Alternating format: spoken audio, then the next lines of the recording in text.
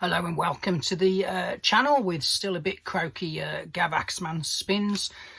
Doing a thread video which has been around for a couple of weeks now, set by a channel that was new to me. It's amazing, isn't it, how these things don't pop up in your feeds. But a chap called Cam at the Vinyl Narrative has done a thread on 5 records you could never sell. And I have to say, when I first saw this thread pop up and a few people have joined in, I was sat, as I normally am, on the sofa with my cat Obie, and I did turn around to him and say, I don't think I could ever sell any record, yet alone narrow it down to 5.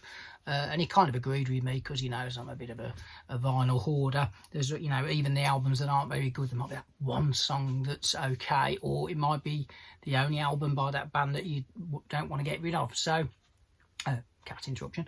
So I sat with Obie talking about this, doing this video, and sadly he passed away a couple of days later. So he was nearly 17, so he'd had a long innings. We'd lost his sister a couple of months ago, but she'd had a long-term illness, and Obie, my pal, went quite quickly and at home in the night, so we woke up and sadly there he was. So we think his heart kind of gave out, which in one way was quite nice, because it spared us having to make any difficult decisions on his behalf.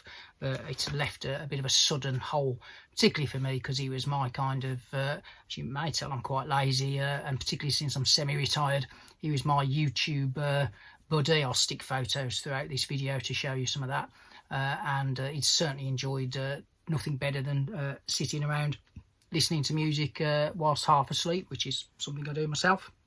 So this video is dedicated to my my late cat Obie, and there will be a cat theme, as you will probably have guessed. I've still got one other cat who is the channel mascot when you look at the little thumbnail picture, but we've gone from a 3-cat household down to 1, sadly.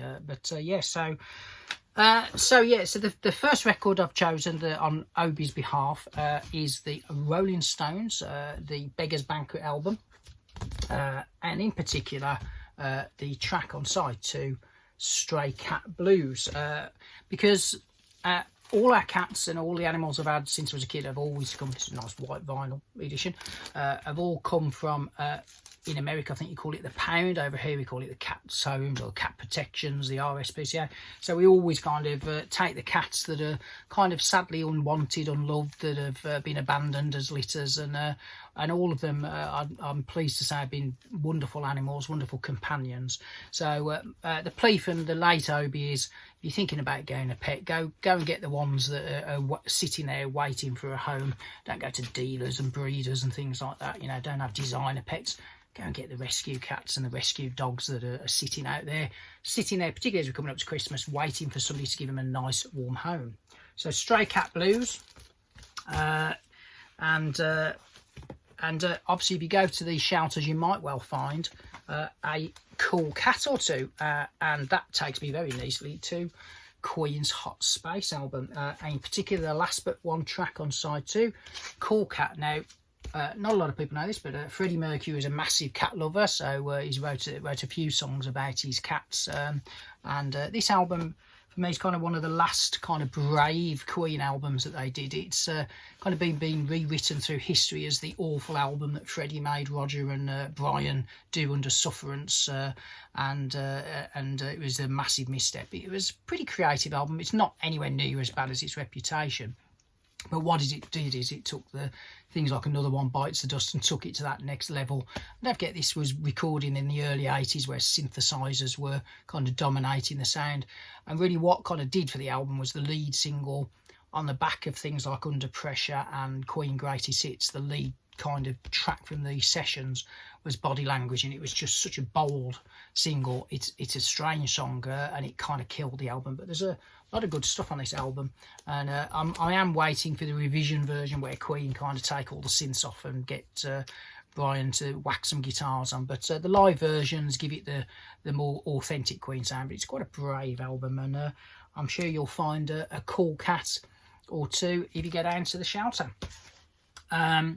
So one thing Obie the cat loved more than any ever was warmth. He was a super furry animal, and in particular he liked a good radiator, so obviously I've shown this as my third choice of an album that will remind me of him. Towards the end of his days he had cat electric blankets, you name it, he had it, cat stairs, cat blankets, all kinds of stuff. So the house is very strange now because these bits and bobs that we'd had over the years to support our super furry animals are slowly kind of now being dismantled. But there you go, great album by a great band, and they've just reissued is it Laser Beam? That's I'm still waiting for that to turn up. I don't know what happened to Amazon, so I've had to cancel it with them and get it from somewhere else. So good band from Wales. Now, one thing my cat loved was prog rock. He particularly liked a CD box set where you didn't have to move for several hours. But his favourite band of all time was the wonderful Pink Floyd. And he chose this one for two reasons. One, because it's got cows on the front and back, and he did like his cat milk. But more so because the final track, Alan's Psychedelic Breakfast, was his favourite because it reminded him of cooking, and he could hear sizzling bacon. And I can tell you now, whenever we cooked anything, that cat would miraculously turn up. And in particular, when I came back with the shopping, he would just sit there waiting to see what was in the shopping bag. So give your cat some lovely cat milk and cook him some nice chicken every now and again. He was a happy boy with that. And that kind of brings us to the end, really. You don't know how long you've got your pets for. As I say, we were very lucky that our brother and sister that we took on 16 and a half years ago, sadly we've just lost one of them. And the other one went a couple of months ago.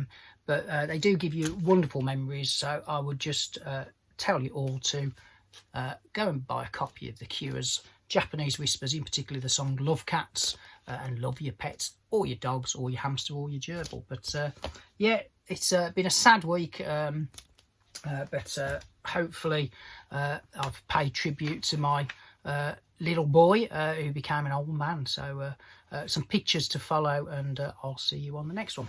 Ta-da.